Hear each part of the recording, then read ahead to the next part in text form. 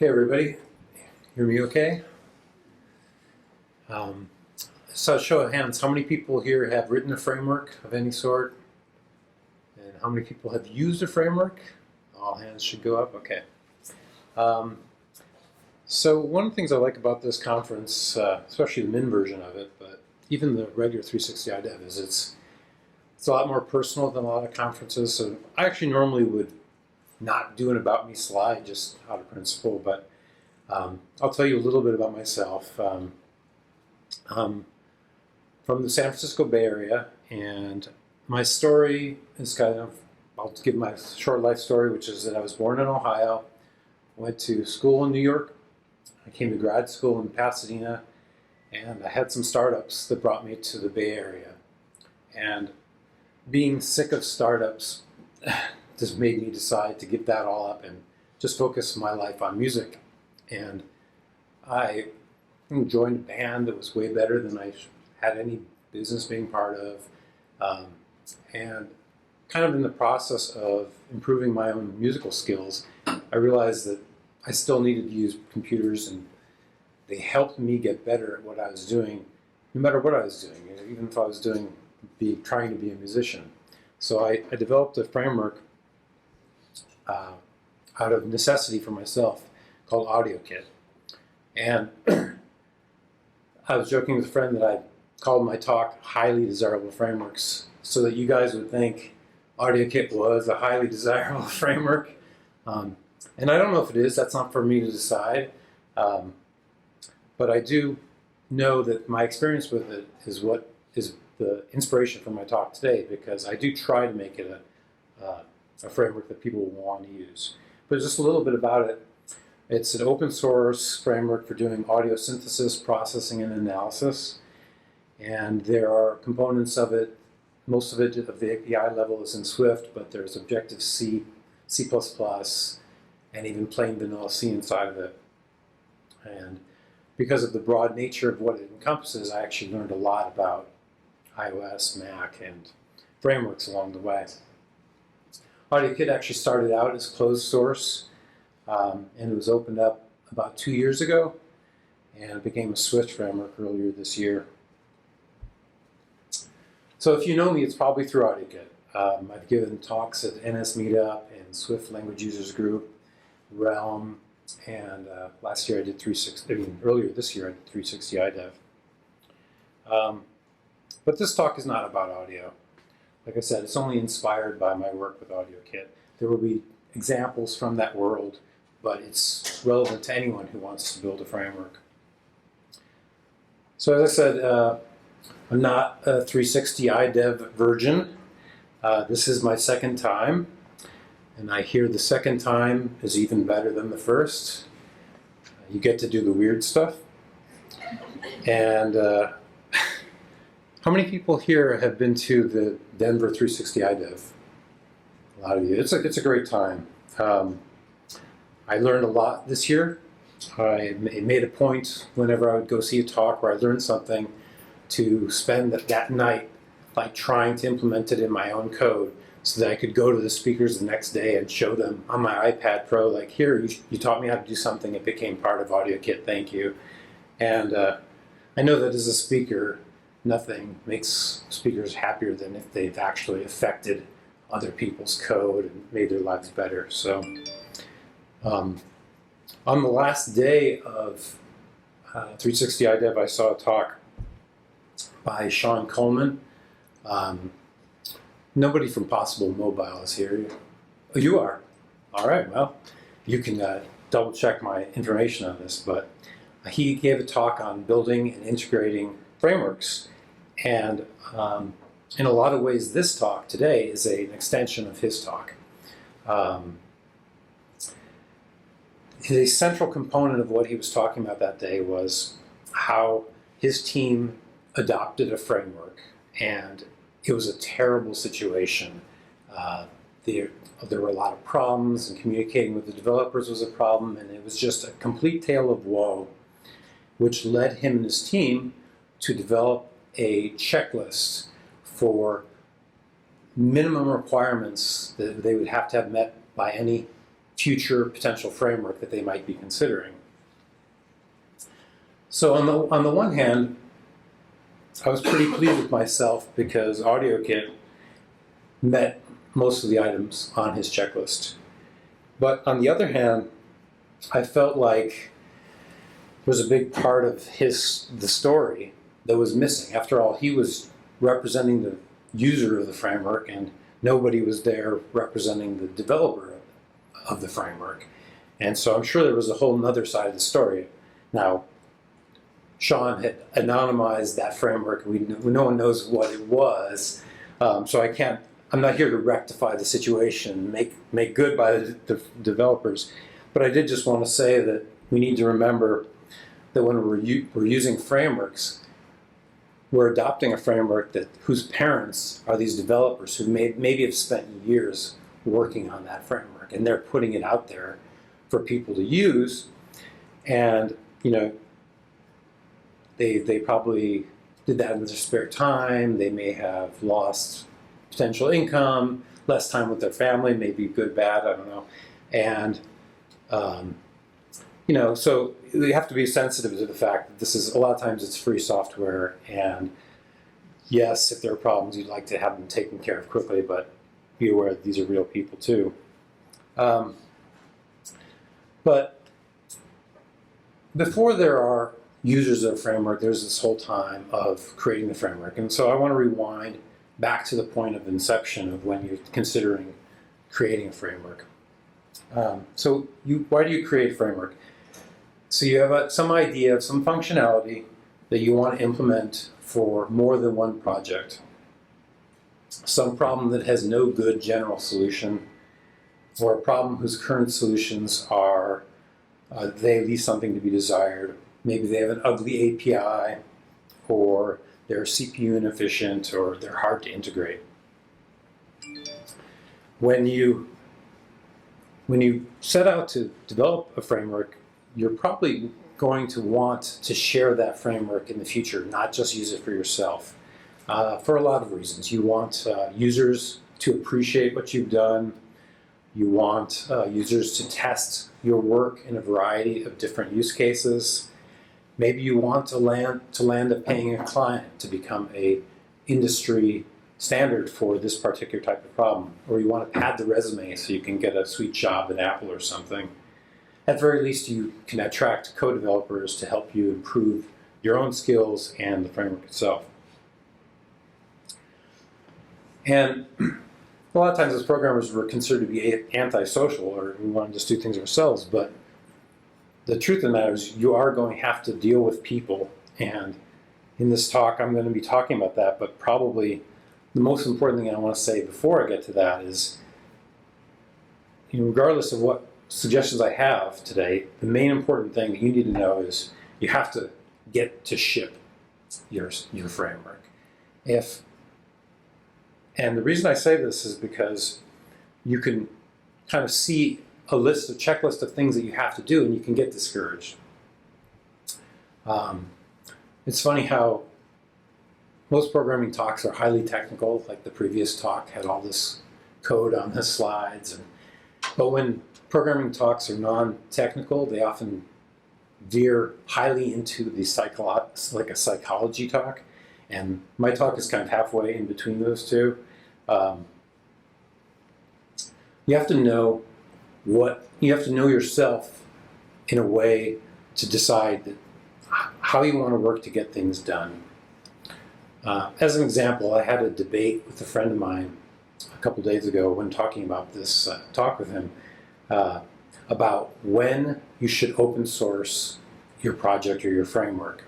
He's developing a game framework, and he open sourced it almost immediately.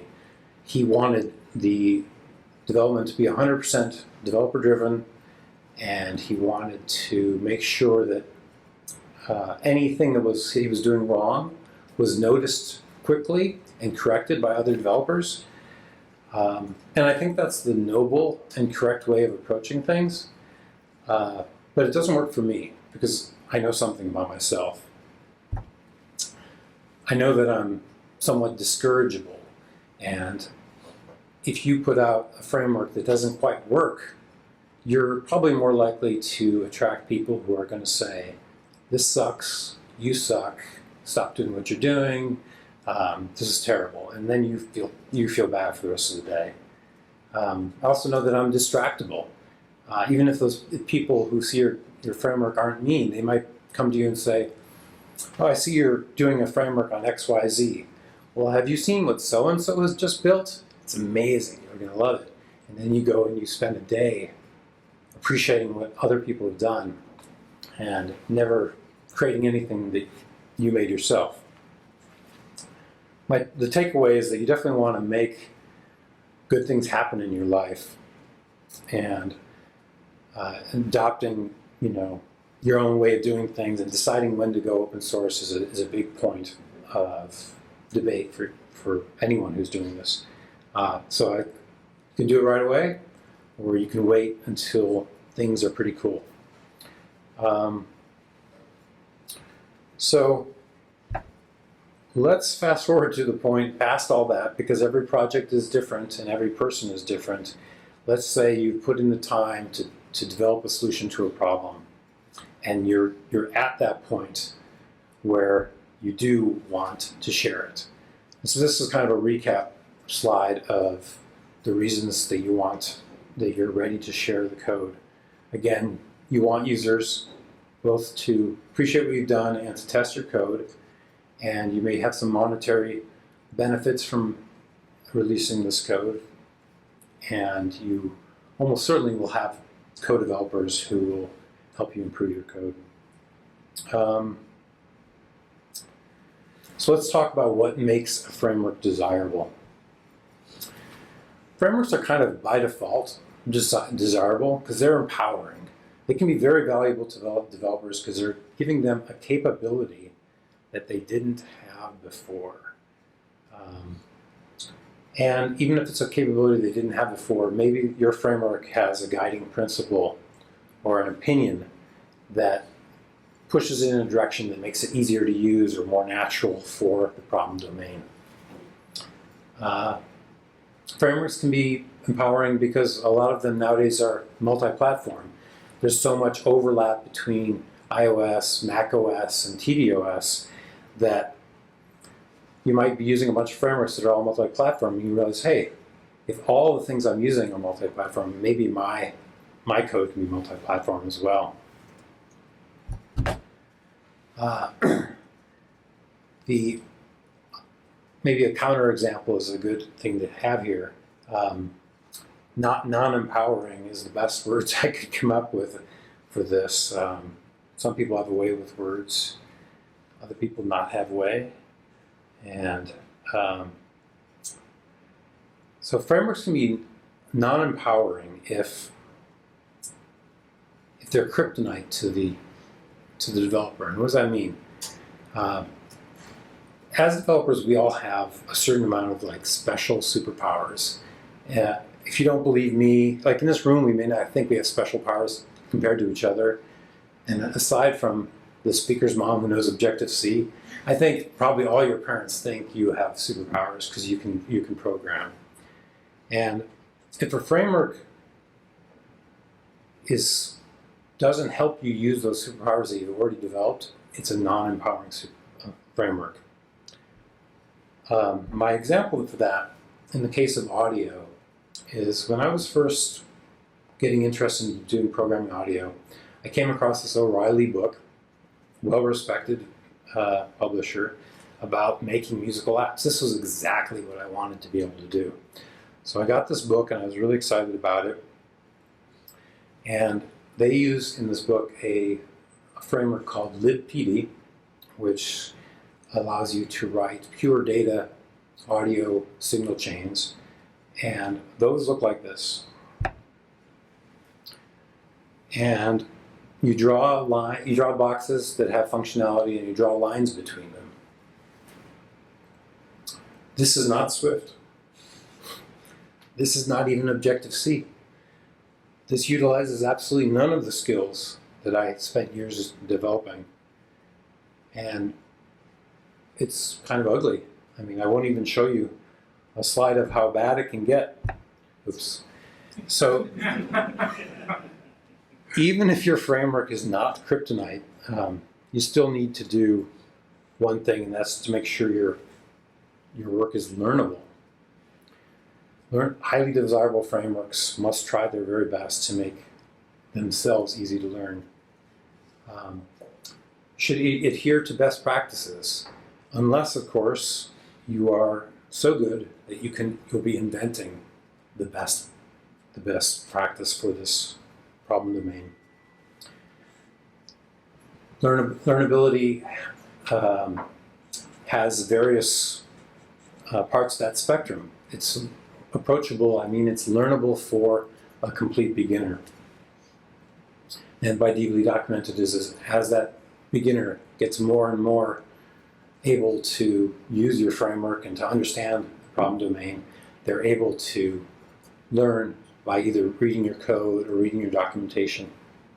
And by the way, for reading the code, that's why you have well-maintained and clear codes, so that someone can actually learn the problem domain from reading your code.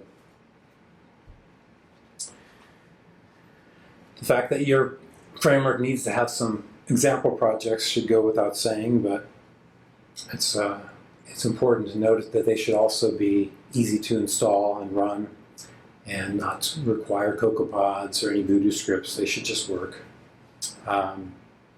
Ideally, you have playgrounds that teach your framework. Playgrounds are or should be the lowest barrier to entry to learning anything about code, I think. We just saw a couple talks about playgrounds. We're going to have another talk tomorrow afternoon about playgrounds. They're really amazing. And we're not really sure if we can get third-party frameworks working reliably inside iPad, but we're gonna try it tonight, I think. And finally, when a user comes to look at a framework, they will need to know that there's a community support system available, whether that's a Google group or a Slack group or some other kind of message board, just something out there that they know they can get some help and mentorship. The third and final thing that I'll list as my requirements for a highly desirable framework is that framework needs to be trustworthy. Trustworthy is being reliable, being tested, well supported and actively developed, that it's efficient, both in taking care of its own resources, not being a CPU hog or a memory hog or a disk space hog. Issues should be solved and discussed in the open, and what drives the project team should be opaque, or not opaque. And the team should be responsive. Issues and enhancements that are put on like GitHub issues should be addressed in an open, timely, and considerate way. So that's kind of my, my opinions on highly desirable frameworks. And I mentioned that this talk is an extension of Sean's talk. So what I did is I took the possible mobiles seaworthy checklist, and I've kind of cleaned it up and expanded on it, and also focused it to that point of user and framework developer first meeting. So some of the things on the checklist were once you've delved in a little deeply. But when a user and a framework first meet, it's usually let's see if I can just click on this and go to that site. Okay.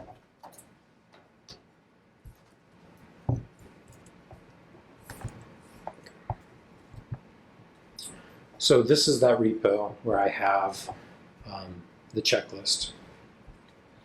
And I've made it a repo so that other people could contribute to this, because I think a lot of people will have opinions on what makes a good framework, and these are just mine and Sean's and the guys from Possible Mobile. But yeah, the first place that a user meets a framework is usually the README page on GitHub. You might say, well, I put a lot of work into my website. Couldn't that be the first point of contact? And it might be, but usually like the people seeing really great websites that have terrible frameworks and really terrible websites that have awesome frameworks. So we all know we have to go to GitHub and see what's there. So once you made the decision to go to GitHub and look at the README, that's really the point where you have that chance to really get to know each other, I'd say. So this is my list of things to do, like kind of from top to bottom on the README. So the shields and badges that you'll often see. So here's my audio kits README. And so the very first thing I have are my shields, kind of giving a description, description of things that are very important to people. Like if they're a CocoaPod developer, they definitely want to know that I have CocoaPods. If my license were not completely open, it would be very important that I tell them straight up front that I have a somewhat restricted license. And they see that I have tests and they're passing. I don't want to just use myself as an example, so I'll pull up RX Swift, which is a very well-known framework. And they're very similar. They have their title and then all their compatibilities, including the Swift package manager, which I don't yet have, and their platforms. Probably something I should consider putting on mine as well. So that's badges. Next is introduction of the framework. Basically just giving a description of what it does and how it solves it. That's the next thing I do. And they do pretty much that aside from these timely alerts about Swift 3. Of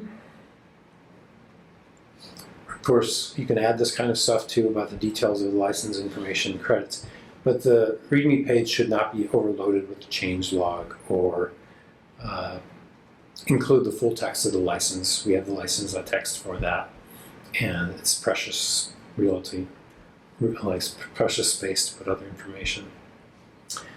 All right, so once you're past the README, like you might think, well, someone could just do a good job at doing a README page, and do I really know about their framework? The next really important step in evaluating a framework is to take a look at how the activity is managed on GitHub. So I'll show you where that is. At the top of the page here, so the code, and the very next thing is issues. So take a look at AudioKit's issues, and we have 8 of them, all of which have been at least commented on. None of them have been ignored, and there have been 205 that have closed. So I know that if I were not the developer of AudioKit, I would know that this developer is aware of problems, is responsive to them, and does their best job to close most of them. The oldest one we have sitting around is from September 11th, so that's not too bad. Let's try RX Swift. They have 14 issues open, a lot of 443 closed. That's pretty good. Again, not a single issue here has no comments on it. So whenever someone comes in and takes the time to put up an issue, these developers at least, or developers and other users at least, have gone to the trouble of acknowledging those problems and responding to them. So I'd say these people did a pretty good job. You can kind of see how this process is going to work over to the right.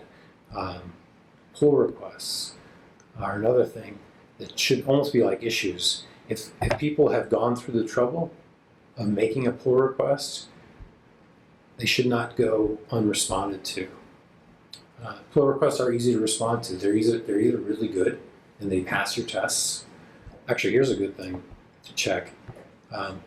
See those checks? I already went to this screen, but this is a pull request that did not pass the tests. So that gives me confidence in this framework in that there are tests, and that when some person doesn't know what they're doing is making a pull request that doesn't pass these tests, then I have no reason to expect that the framework developers would accept this pull request. So it's good to see, like I said, pull requests are easy to manage because they're either from crazy people or they're from good people. And so you can close the crazy ones pretty quickly, and you should take action on the good ones because those are good people and they might become developers themselves one day. They're at least your consumers. AudioKit has all pull requests taken care of. Projects is kind of a tough one to judge a framework on because they, like for instance, they haven't started using projects, and it only was released like a month ago. AudioKit has started releasing, has started documenting projects, and I think it's a pretty good gauge of how timely how active the developers are in engaging their community. So what I did with projects is I've publicized everything that I'm working on in general ways. It's kind of a let's click on one of these. It's kind of a public Trello. I don't know how many people are familiar with Trello, but it's an awesome way of getting things done. Pulse I've never found much use for because it's hard to say that what's happening recently is representative of how the framework is. And graphs is something you can look at as well to see if there's any points of time when there were no development on a framework, or if the framework had a bunch of development long ago and is kind of dead now. You can kind of look at this for that.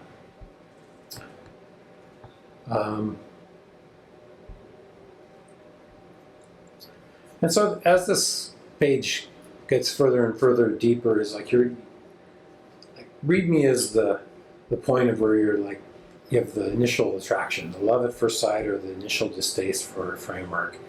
And then you're kind of interested, you want to get to know the framework's family. And so, yeah, okay, the family seems to be all reasonable. And sample projects is like, maybe we should try going on a few dates or maybe living together and seeing how that goes. And so this gets deeper and deeper to the relationship. And so there's some guiding principles on your sample projects. They should obviously build cleanly on the newest version of Xcode or the latest release version of Xcode, not necessarily the beta, unless it's on a development branch. The projects themselves should be part of the continuous integration testing, just to at least ensure that they compile, if not full-fledged tests. I feel like projects should be universal because it's not that hard to make a universal app these days, and you never know which your customer might be using. And again, they shouldn't require fancy scripts to install or CocoaPods. Ideally, there's more than one sample project because one sample project is a very small sample, and you'll find that just building your framework into a few projects will find more errors, a lot more errors than just one. And there's still a lot of Objective-C development out there, and you should have examples in both languages, I think. So I could keep on going deeper and deeper, but it gets hairier and hairier. This is about build systems and how deployment targets and whether bitcode's enabled. I think I'd rather not talk about this and just leave this to the people who are more interested in getting deeper and deeper on this. But I will state, just because this is pretty easy to state, that documentation with header doc is something that everyone should be doing, and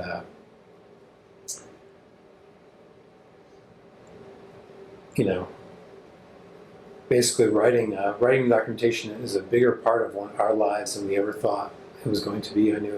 I never thought I'd use English in school, and I actually write a lot more docs than I write code these days. So it's a really important part of developing a framework.